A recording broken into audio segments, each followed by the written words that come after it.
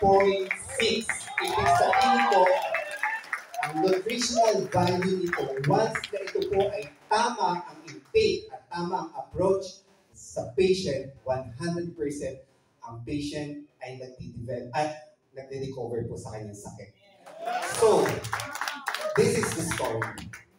Binigay po namin ang product dito sa may lupus na ito. Dito po sa may autoimmune disease na po. And then, binigyan po namin siya. Nag-experiment kami kasi hindi namin alam ano yung dosage, ano yung tamang ano. So, nag-experiment lang po kami. Binigyan po namin siya ng high dose. Pag sinabi pong high dose, ang approach po namin nun actually 5 sa umaga, 5 sa tanghali, 5 sa gabi. Ganun po yun. Eh, inisip namin, mayaman naman to. Okay lang to siguro kahit yung isang box, isang araw na inumin. So, nag-experiment po kami. After 2 months po, bumaba po yung nadidetect na virus sa kanyang dugo ng 60% in just a span of 2 months. After 6 months po, continuous niyo pong ininom, wala po halos matitect na virus sa kanyang katawan. At alam niyo po, naging bonus, pati yung hypertension niya at diabetes niya, that normal po na. So, ayun po. So, that's the wonderful story. Kaya nung ako po ay in-approach nung aking upline doon sa likod, pinetma ko po yun kasi nung ako yung in-approach Friday, ako po yung Adventist. Hindi ako nagtatransact ng any business pag Friday. Hindi ko po siya pinansin. Dinedma ko lang po. Pero may idea po ako sa product. So, ayun po. Ngayon po ay gusto ko lang po kayo bigyan ng konting background. Yung importance po ng nutrition, no? Okay, bakit po ba ang tao ay nagkakaroon ng karamdaman? So, nutrition and wellness, no po? So, what is nutrition and why nutrition is very important, no po? Lagi po ninyong tatandaan, pag kayo po ay merong mga prospect, huwag po nyo kagad iisipin kung paano nyo siya mapapapiliin, no po? Tatandaan nyo po yan. Hindi nyo po laging pag nakakita tayo ng prospect, ang lumalabas sa mata natin, dollar sign kagad, no po? Lagi niyo pong tatandaan, ang lagi niyo pong goal is kung ano po yung pwede niyong itulong sa isang tao. Hanggang ma-feel po nila na talagang 100% concerned ka sa kanila. No po, huwag niyo pong pa-feel na after ka na sa paging, no po? So, ngayon po, itinuturo ko po ito. Actually, ako, I'm proud to say, no po, lahat po ng napresentahan ko sa Mindoro dito, wala pong hindi nagpe-pay in after nila mapakinggan ito. Opo. So this is the nutrition. Why nutrition is very important?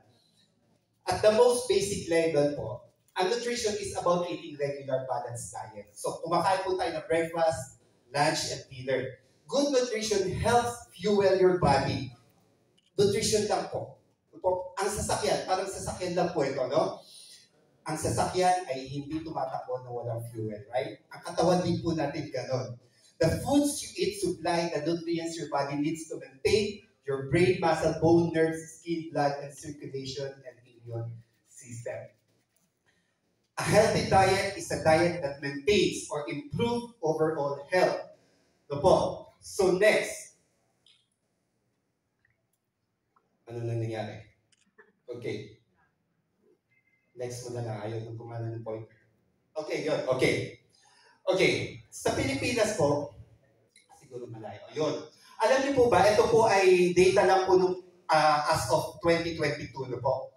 Sa Pilipinas po, may top 5 na killing disease po as of 2022.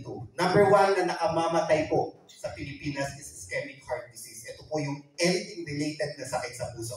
Number 2 is vascular disease. Alam niyo po ano yan?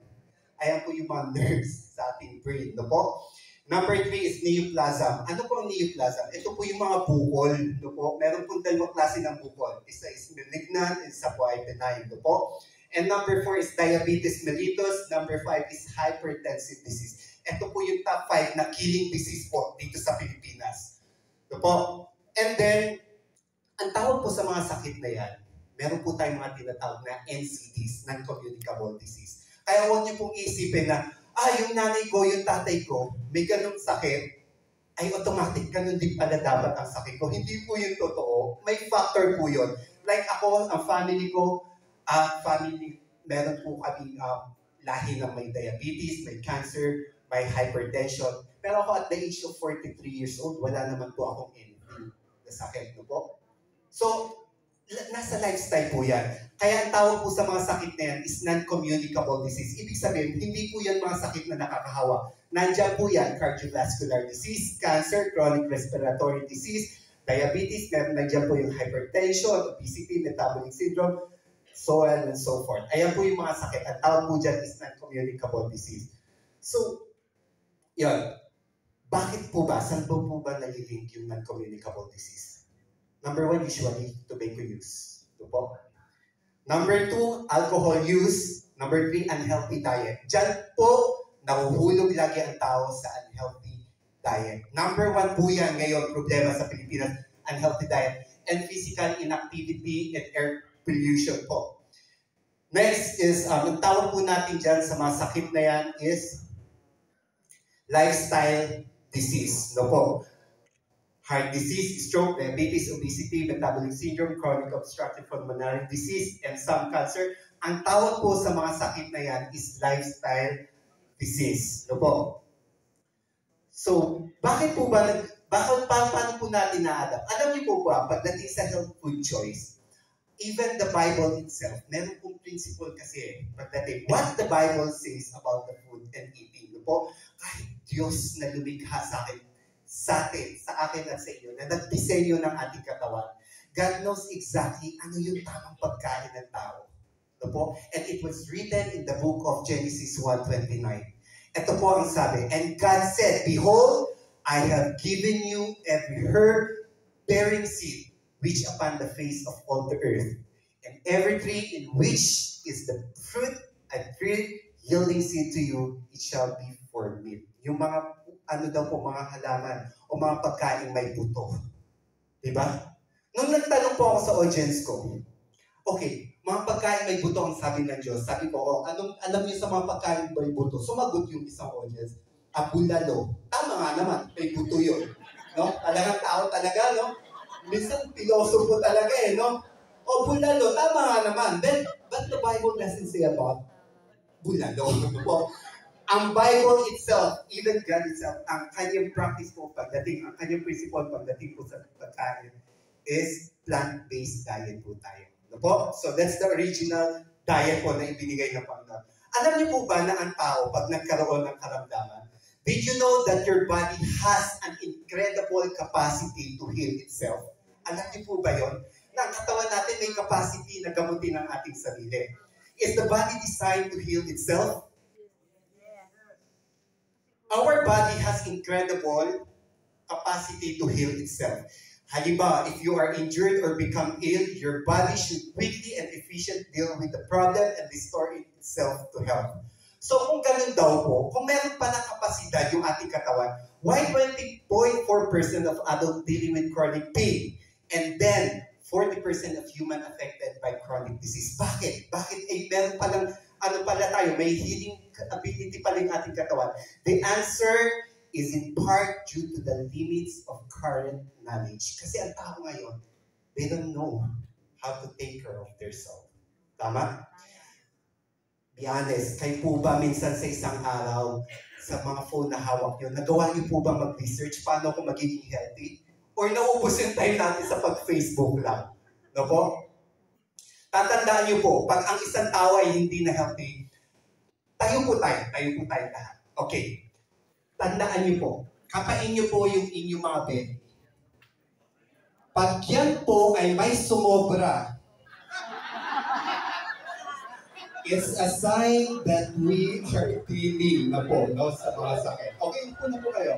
Okay, pinakapa ko lang po, huwag po kayong nervisin, no po? Huwag po kayong nervisin. Pag sobra na po yung fat belly nyo sa inyong katawan, umpisa na po yan, no po? Kaya we have to address that, no po? Kailangan nyo na ako niyan. Parang dadami yata yung ating client dito ngayon, na kailangan siguro takutin ko muna kayo, no po? So, the answer is, dahil daw kukulang yung current knowledge, we know and understand some of the ways our body heals itself quite well. Scientists are just beginning to discover and understand others, and there are probably still more healing mechanism. Meron po tayong healing mechanism sa ating katawan. No po? For many decades, scientific research and medical treatment have focused on treating the symptoms. Totoo naman po yan. Yung ating mga maintenance po, that's why we call it maintenance. This is the principle. Maintenance from the word itself, maintenance. Nagaling po yan to maintain. Maintain. Gusto niyo po bang i-maintain yung mga sakit ninyo? Ayaw niyo, di ba? Gusto niyo po bang i-maintain yung mga bil-bil ninyo? Ayaw niyo, di ba? Of course. It doesn't. You know my mom, bago po ako, nung ako po yung nag-aaral, she was diagnosed with hypertension and diabetes when she was 32 years old. So po. And then during that time, syempre nag-aaral pa po ako. After kong graduate, siya po yung first client ko na in-experiment ko po. Alam niyo po, nakita ko yung sikreto. Binago ko po yung kanyang lifestyle and diet niya. And now she is 66 years old, no medication na po, ma'am ko. Lahat po yun ay nakuha ko lang po sa tamang diet, lifestyle po.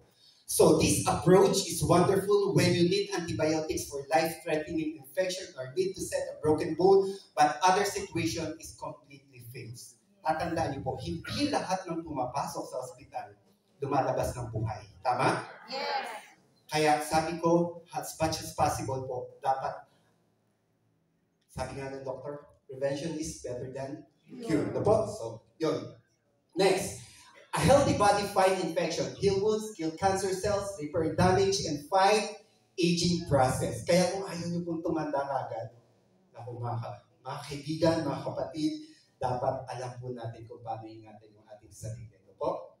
We cannot, hindi naman natin pwedeng pigilan yung pagtanda, but we can delay it. No po? Tatandaan niyo po yan. Ako, I'm proud to say, I'm 43 years old. No po? Ang aking body mass index po, ang age ng aking katawan ay nasa 31 years old lang. Kasi po, walang fats na meron sa aking katawan. Why? Because napaka-conscious ko pagdating sa pagkain ko talaga. No po? So we can delay it. And then we can fight no po, yung mga sakit na pwedeng dumapo sa ating katawan. No po? And then next is, how does your body heal itself? Paano daw po gumagaling yung ating katawan? Okay. Healing happens in a variety of ways. Cells can heal themselves when they become unhealthy and replicate or replace, destroy, or damage cells. If you break a bone, your body immediately begins produce new cell, heal the damage. Ayun lang po, nangyayari lang po yan. Pag meron po tayong magandang sistema, ano po? When your skin is cut, yung ating platelets pala, kaya yung mga bagsakang platelets, pag nasugatan po yan, hindi basta-basta din yun gumagaling. Your platelets in your blood clot to stop the bleeding. White blood cells remove the dead, injured cells, and new healthy cells repair the damaged tissue. Daily wear and tear are so also promptly dealt with. In fact, our bodies are in constant state of removing damage and producing new healthy tissue. Okay, next po.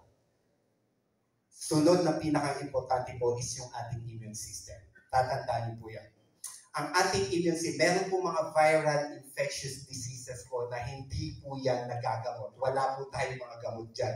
Pero yung ating pong immune system has the capacity na labanan. Meron po akong isang kilalang patient dito sa Pilipinas. He was dealing with HIV. No po.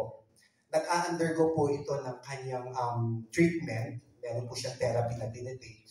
And then, nung nakilala po namin siya, he was dying na po. No? Kinapitan na po siya ng pneumonia din. And then, this patient po is talagang pinuntahan na lang po yun ng pastor namin sa hospital. Pinag-pray po siya. And then, syempre, yung panalangin is malaking bagay. Pero, nung siya po ay na-send home po, ang sabi ng doctor sa akin, parang imposible na kasi yung immune system niya sobrang bagsak na. Alam niyo po ba, mga kapatid, binigyan lang po siya ng tamang pagkain. Binus po yung kanyang immune system. Ito po, without medication, hindi po nadidetect yung virus sa kanyang sistema. You know what? Namamanage po ng kanyang immune system. So, ibig sabihin po, ang ating immune system is also meant to deal with intruders such as viruses, bacteria, toxin, mucus traps, foreign materials, acid in various organs, kills organism, and a type of white blood cells called pathogen engulf and destroy. Invaders, natural killer cells recognize when one of our own cells have been invaded by a virus and destroy the infected cells. Kaya ang immune system po, lalo na sa ating mga nanay po, yung mga matatanda, kailangan po ang immune system po ninyo is mataas po. Kaya meron po kaming test na ginagawa niya, yung CD4 po, inaalam na tinetest po natin yan kung gano'ng kataas yung ating immune system. At least 1,000 po pataas yung CD4 natin. Po, pag tayo nagpapa-test. So, why do our body fail? Bakit? Ayun pala, meron pala tayong healing mechanism. Bakit nag-fail? Nagamutin yung kanyang sarili. Ito po ang mga dahilan. Many factors inhibit the body's natural self-healing function. Some of these are obvious, and others we're still learning about. We do know that your body needs adequate high-quality sleep. Sino po dito yung natutulog pa ng 6 hours o 7 hours pataas? Okay, very good. Kaya pag hindi po kayo makatulog, inumin po ninyo yung ating capsule. No po? Actually, nagtitake po ako nun. No po? Healthy food and exercise, various types of stress and toxin cause harm, even your mindset can impact your health. So kaya getting the correct amount of high quality sleep is crucial. A large portion of repair and regeneration is done while you are sleeping. Yung ating katawan po, nagre-repair lang po yan ng ating mga cells habang tayo ay natutulog. Kaya alam niyo po mga kapatid, huwag niyo pong iisipin na pag kayo na po yan, papawiin niyo yung tulog sa kinamagahan. Hindi po ganun ang nature ng ating katawan. Our body can recognize the difference between light and night. Ganyan po yung creation sa atin ng Diyos. Hindi niyo po pwedeng lokohin yung katawan niyo. Yung sinasabi ng iba, sasaraduhan na lang nila yung bintana para walang liwanag na pumasok. No. Ang ating pong katawan is meron po itong clockwise. Alam po niya kung ano ang umaga at gabi. Kaya ang tulog po is napaka-crucial po niya, napaka-importante po niya. Ang gabi ay ating pong itulog, wag po tayo magpuyat. No po? Number 3 is exercise. Sino po dito yung kumakain ng healthy pero hindi nag-exercise? No po, tatandaan niyo po yan. Pag meron na pong sobra, may exist na po tayo sa ating tiyan, ibig sabihin, wala pong exercise yan. Nanay, huwag niyo po kayo tingin ng tingin sa akin. No po? Okay. Okay. Even exercise, something as simple as walk. Hindi nyo naman po kailangan mag-gym. No po? Hindi po. Simple as walk stimulates blood flow, bringing oxygen and nutrients to your cell while carrying toxins away. It helps you sleep better and improves your mindset while reducing emotional stress. Research is showing that exercise not only improves your health, it also plays a role in aging and possibly cancer. Kaya kung gusto niyo po yung mga pasyente na dealing with cancer, niyo po, actually pinapag-exercise. Kahit weak na po yung kanyang katawan, pinapag-exercise po namin. Mas mabilis po makarecover ang pasyente po. Po? So, kaya sabi po dito, a healthy nutrient-rich diet is also vital for healing process. Wala pong tricks dito. Hindi niyo po kailangan ng magaling na doktor. Hindi niyo po kailangan ng sobrang mahal na gamot. Ang kailangan po is healthy, nutrient-rich diet. Ayan lang po, no? And then, kaya ang sabi po ng ating ama ng ating nutrisyon, bago po in-introduce ang modern medicine, noong unang panahon po, ang sabi po ni Hippocrates, let food be thy medicine and medicine be thy food. No po? Kaya huwag niyo pong iti-take for granted ang pagkain. No po? Huwag niyo pong ilalagay sa isip niyo na basta mabusog lang po tayo. Dapat alam din po natin yung amount na kailangan. Actually, ang ating katawan po, hindi po ito disenyo na kumain ng sobrang dami. Just a small portion po ng pagkain. Ang kailangan na po ng ating katawan, magkaroon lang po siya ng konting laman. Pero ang kailangan po, nutritious po yung pagkain. Ito po. Eh minsan, ang Filipino po, ganito po yung ugali ng Pilipino. Kumain na, pumunta ng handaan, kumain na, nag-take out pa. So, ayun po yung ng Pilipino. And then, nag-breakfast na, after 2 hours, hindi pa natatapos i-digest ng katawan, nagme-merienda na. No, kaya, please, do not practice meal in between, mga kapatid. No po? ang katawan natin po kailangan po ng 5 hours po, para i-digest yung pagkain. Po. Kaya tatandaan niyo po, especially yung mga trabaho sa opisina lang nakaupo, kinakailangan po maging conscious po kayo sa inyo po lifestyle. Kaya you are ultimate responsible for your own health. This is the principle, mga kaibigan. Pag kayo po ay nagkaroon ng sakit, ang pain, ang burden, sa inyo lang po yan eh. Po. Hindi niyo po pwedeng sabihin, asawa ko, kapatid ko, mga anak ko, hati-hati tayo sa pain. Wala pong gano'n. Ano ang contribution ng ating family? Bigyan niyo lang sila ng problema kasi sila mag-iisip kung paano kayo papagamot. Tama? Kaya sabi dito, you are ultimate responsible for your own health. You owe it to yourself and your family to control of it. Kaya sabi po sa 1 Corinthians 6:19-20, what? Know ye not that your body is a temple of the Holy Ghost which is in you? Yung ating katawan po is temple ito ng Holy Spirit. Kaya huwag niyo pong ugaliin yung sinasabi, may body, may rule. Mga kapatid, ang katawan po natin ay hindi po natin ito pag-aari. No, kaya wala po kayong karapatan na i-abuse yan, mga kapatid. Which ye have of God, and ye are not your own. For ye are both with a price, therefore glorify God in your body and in your spirit, which are God's. So, kaya po mga kapatid, kung ano po kayo ngayon, you are what you eat. Alam niyo po, dumating po ako sa gantong, bigla ko ng puto ng isip. Yung ating lifestyle po, ito po yung mag-determine ng ating future. Dahil wala po ang pwedeng punta ng tao, isang healthy at isang sick. Ito po yung pinaka-last dito. Health is the greatest treasure. Marami po akong kilala na mayayaman na naging pasyente ko na. Yung kanila pong pera, yung yaman nila, ay hindi po kayang isave yung kanilang buhay. Kaya sabi ko po dito, health is the greatest treasure. It is the richest possession that mortals can have. Tama po ba? Yes. Ayan lang po yung yaman natin.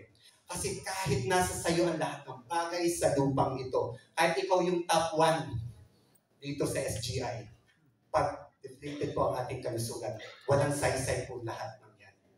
Tandaan niyo po yan. Wealth, honor, or learning is dearly purchased if it be the loss of the vigor of health. Tama?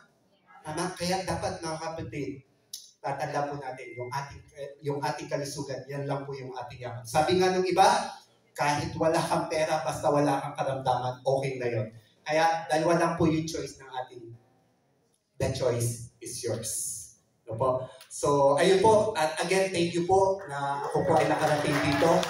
And then, hopefully, one day, mabibili po tayo ng training and then consultation din po. If ever gusto niyo po ng consultation,